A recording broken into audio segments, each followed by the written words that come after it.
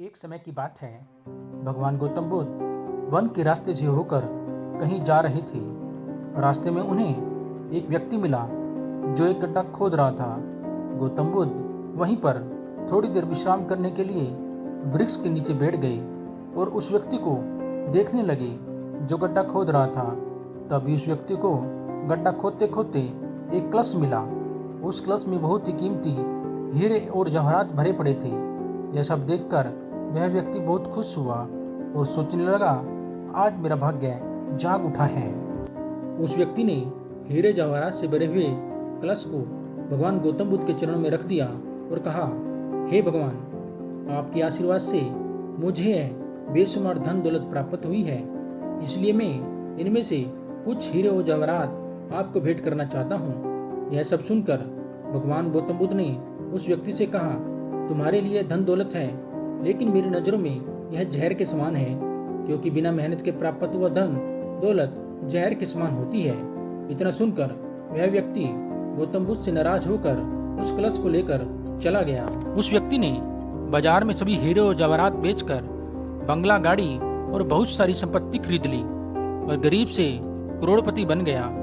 थोड़ी दिनों के बाद उस व्यक्ति की शिकायत किसी ने राजा से कर दी और बोला, महाराज, जमीन में दबा धन राजकोष का होता है, लेकिन उस व्यक्ति ने उस धन दौलत को अपने ऐशो आराम के लिए खर्च करके राजद्रोह किया है और ऐसा करना नियमों का उल्लंघन है। यह सब सुनकर राजा ने अपने सैनिकों को उस व्यक्ति को पकड़ने का आदेश दिया और दरबार में बुलाया गया। तो राजा ने उस व्यक्ति से कलश को जमा कराने के लिए बोला। राजा के सामने आकर वह व्यक्ति घबरा गया और उसने सब कुछ उगल दिया कि मैंने सभी हीरे जवाहरात बेचकर संपत्ति खरीद ली है। राजा ने उस व्यक्ति से कहा, ऐसा करके तुमने हमारे राज्य के नियमों का उल्लंघन किया है, इसलिए तुम्हें इसकी सजा जरूर मिलेगी। और राजा के आदेश से उसे अपने परिवार सहित जेल में डाल दिया गया और उसकी सारी संपत्ति जब्त कर ली गई। काफी दिनों के बाद वह राजा जेल में कैद कैदियों के निरीक्षण के लिए गया। तभी इस व्यक्ति ने राजा से अपनी सजा माफ करने का आग्रह किया और कहा, महाराज, जब मुझे वह कलश जमीन में गड्ढा खोदते समय मिला था तो भगवान गौतम बुद्ध वहीं मौजूद थे। भगवान गौतम बुद्ध ने मुझसे कहा था कि इसमें धन दौलत नहीं, जहर भरा हुआ है, लेकिन उनकी बात न मानकर मैंने उनका अपमान किया था और आज जेल में रहकर मुझे एहसास हो रहा है कि उनकी बात बिल्कुल सच थी, क्योंकि बिना मेहनत के प्राप्त धन दौलत जहर के समान होती है। इसलिए मैं एक बार भगवान गौतम बुद्ध के दर्शन कर उनसे क्षमा मांगना चाहता हूँ।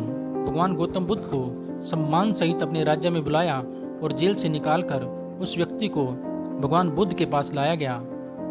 उस व्यक्ति ने भगवान बुद्ध के चरणों में बैठकर क्षमा मांगी तथा कहा, भगवान, आपकी बात बिल्कुल सत्य थी, क्योंकि कलश में सही में जहर भरा हुआ था, जिसके कारण मुझे अपने परिवार सहित जेल जाना पड़ा। भगवान गौतम बुद्ध के आदेश से राजा ने उस व्यक्ति को रिहा कर दिया। उसके बाद उस व्यक्ति ने उसी दिन से मेहनत से प्राप्त धन से अपना जीवन यापन शुरू कर दिया। इस कहानी से हमें यह शिक्षा मिलती है कि बिना मेहनत के हासिल किया हुआ धन हमें कभी खुशी नहीं दे सकता, क्योंकि बिना परिश्रम के प्राप्त किया हुआ धन विष के समान होता है। परिश्रम से प्राप्त किया हुआ धन हमारे खून पसीने का होता है और इसकी कीमत का हमें पता होता है, इसलिए हम उस धन को सोच समझकर खर्च करते हैं। वहीं बिना मेहनत से कमाए हुए धन की हमें कीमत का पता नहीं होता। उस धन को हम गलत तरीके से खर्च करने लगते हैं और हम गलत रास्ते पर चलने लगते हैं।